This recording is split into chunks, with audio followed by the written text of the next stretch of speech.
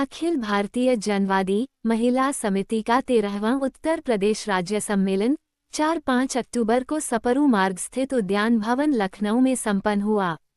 इस अवसर पर मरियम धावल, राष्ट्रीय महासचिव, कोषाध्यक्ष व कानपुर जिला प्रभारी नीलम तिवारी ने कार्यक्रम के बारे में विस्तार से बताया। आप रहते हो, जहाँ भी आप लोगों के साथ बातचीत करते हो, पड़ोस में, रिश्तेदारों में, उनको भी समझाने की कोशिश कीजिए।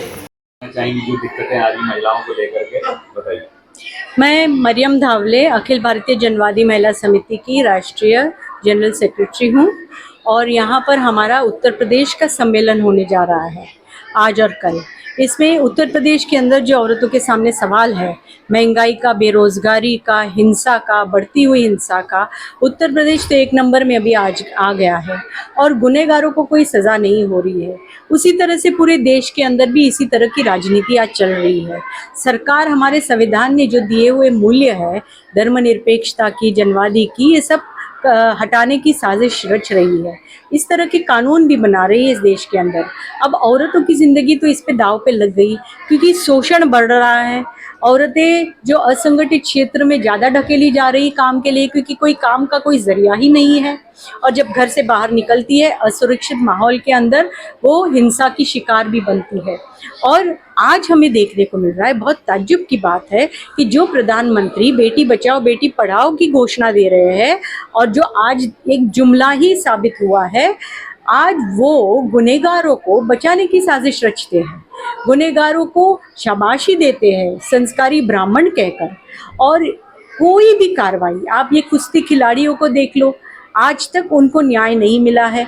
या हाथरस में जो घटना घटी उस केस को देख लीजिए, उसमें भी उस पीड़ित परिवार का पुनर्वसन करने का उन्होंने वादा किया लेकिन आज तक नहीं हुआ है। तो इस तरह से वो संदेशा क्या दे रहे देश में?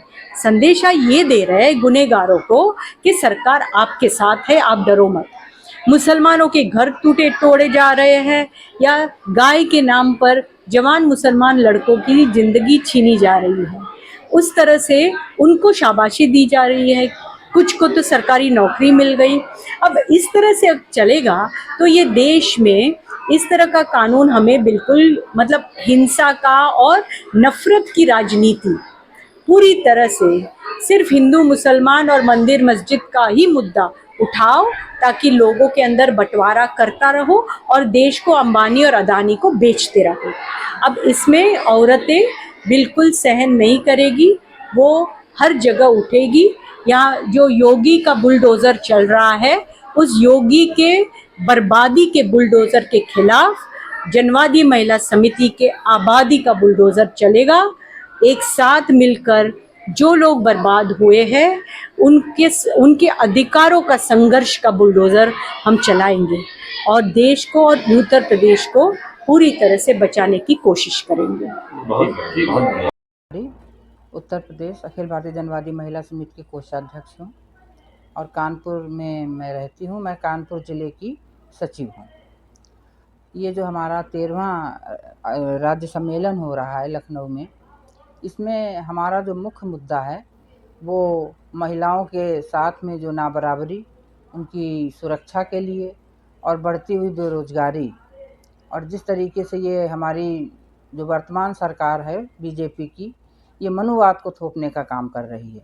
हमारा मुख्य उद्देश्य है कि हम मनुवाद का विरोध करते हैं और संविधान की तहत जो हमको बराबरी का दर्जा दिया गया है, जो हमको अधिकार दिए गए हैं, उनको ख़त्म करने की जो साजिश चल रही है, इसके खिलाफ़ हम लोग साथ में खड़े हुए हैं। साम्राज्यवाद का जिस तरीके से फ़िलिस्तीन में और गाज़ा में जिस तरीके से नरसंहार चल रहा है और यहाँ की सरकार मौन धारण किए हुए है, हम उन साम्राज्यवादी ताकतों का विरोध करते हैं और मानवता के हित में और उन बच्चों के साथ, उन महिलाओं के साथ, उस देश के साथ हम लोग खड़े हुए हैं और हम ये चाहते हैं कि अमन चैन का राज्य स्थापित हो और आपस में जो ये नफ़रत की राजनीति चल रही है, इसको हम ख़त्म करना चाहते हैं। हिंदू मुस्लिम के बीच में जिस तरीके से नफ़रत की राजनीति करके ये हमको तोड़ना चाहते हैं और उसके पीछे अपनी कमियों को छुपाने की कोशिश करते हैं।